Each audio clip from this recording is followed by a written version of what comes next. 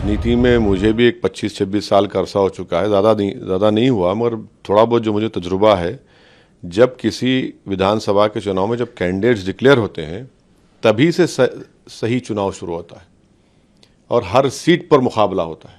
अगर पहले से कोई ये दिमाग में बात बनाकर बैठ गया कि बाईपोल हो रहा है, नहीं हो रहा है बाईपोलर, आप देख लेंगे। कैंडिडेट डिक्लेरेशन की बात करी, समाजवादी के कैंडिडेट्स डिक्लेरेशन को आपने हिपोक्रेसी बताया।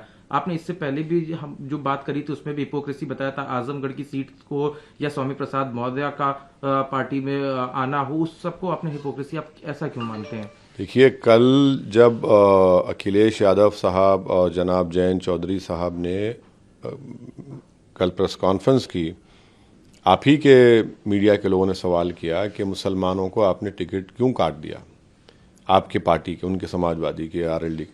तो उन्होंने कहा गंगा जमुनी तहजीब। ये कौन सी गंगा जमुनी तहजीब है कि मुजफ्फरनगर ज़िले में जो आपके पार्टी के लोग बरसों से काम कर रहे हैं, आप उन्हीं को उनका टिकट काट देते हैं।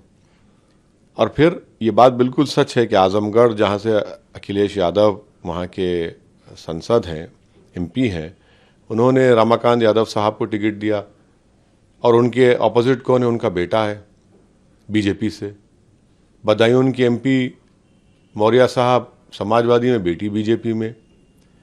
बदायूं के एक्स एमपी इन्हीं के भाई, उनकी बहन जिला परिषद चेयरमैन है बीजेपी से।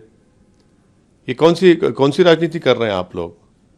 और फिर चौधरी चरण सिंह के पोते बीजेपी से कैंडिडेट हैं। अब बताइए ना, फिर आप हम पर उंगली क्यों उठा रहे हैं? जब आपके घर में ये सब किया जाता है, आपकी पार्टी से फैसले लेती है, तो आपको कौन हक देता है कि हम पर उंगली उठाए, हम पर ये जो वाहियात बातें करते हैं? तो ये तो उत्तर प्रदेश की जनता भी देख रही है, मुस्लिम अल्पसंख्यक समाज देख रहा है, पिछड़ा समाज देख रहा है कि कैसे ये लोग अपनी डोली और हिपोक्रेसी की वजह से ये लोग और एक्सपोज हो रहे हैं।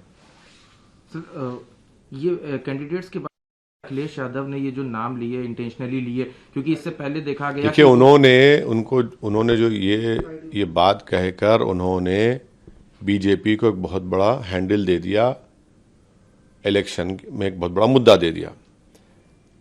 और इस बात को यकीन कर लीजिए कि भारत के मुसलमानों को पाकिस्तान या मोहम्मद अली जिन्ना से कोई लेना देना नहीं है। हमारे बुजुर्गों ने जंग आज़ादी में हिस्सा लिया, सन 57 की जंग आज़ादी में जिहाद का फतवा दिया हमारे उलेमाओं ने, काला पानी की सज़ाएं काटी, मुजाहिदीन आज़ादी के साथ लाठियां खाई, गोलियां खाई। हमने भारत को अपना वतन माना और मानते रहेंगे। अब इनके दिमाग में बात समझ में नहीं आती कि इस तरह की बात कहने से वो बीजेपी को एक मौका दे रहे हैं मुस्लिम समाज को बदनाम करने के लिए। और अगर वो ये समझ कर कह रहे हैं कि मुसलमान खुश हो जाएगा, अरे भाई, आप हमको इस सरजमीन से मोहब्बत और वफादारी की हमारी बेमिसाल निशानियां हैं। तो ये इनका माइंडसेट है, ये इनकी सोच है। जिनके पास पॉजिटिव डेवलपमेंट अल्पसंख्यक समाज मुसलमानों कुछ नहीं है, वो सिर्फ इस तरह की बात कहकर समझते कि मैंने बहुत बड़ा काम कर दिया। लेकिन इससे बीजेपी के फायदे होने की जो बात आपने कही, अखिलेश यादव का कहना यह था कि उनके बयान को तोड़ मरोड़ कर दिखाया गया। और इस पूरे इलेक्शन कैंपेन की बात करी जाए, उन्होंने कहीं पर भी अल्पसंख्यक क्या ऐसा कोई नाम नहीं लिया। उल्टा उन्होंने चाहे वो भगवान परशुराम का फरसा हो, उन सब का भी इनॉग्रेशन किया। तो उसके बाद क्यों लग रहा है कि पोलराइजेशन ऐसे हो सकता है? तो वही तो कर रहे हैं ना, वही तो कर रहे हैं आप। वो एक मंदिर की बात कर रहे हैं तो आप एक मंदिर की बात कर रहे हैं। आप बात करिए अल्पसंख्यक समाज की, पिछड़ा समाज की, आप नहीं बात करते, उनके जस्टिस की बात नहीं करते। लड़ाई पूरी ये है कि योगी बड़ा हिंदू है या अखिलेश बड़ा हिंदू है, या और दोनों में ये कॉम्पिटिशन है कि मोदी से बड़ा कौन हिंदू बन जाएगा। वही तो लड़ाई हो रही है ना। सामाजिक न्याय की लड़ाई हो रही है क्या? नहीं हो रही सामाजिक न्याय की लड़ाई। लेकिन सर, इन सबके बीच अभी भी एक आरोप है जो लगता आ रहा है मजलिस के ऊपर, बी पार्टी होने का। नहीं, A1 हो गया अभी हम लोग, माशाल्लाह से A+ हो चुके हैं। A+ हो चुके हैं, तरक्की हुई है भाई, A+ हो चुके हैं।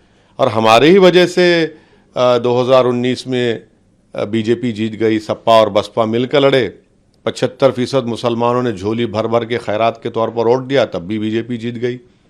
5 इनके MP जीते, जिसमें से 3 मुसलमान और एक पिताजी, एक बेटा। 14 का इलेक्शन भी हमारी वजह से बीजेपी जीत गई, हम तो लड़े नहीं।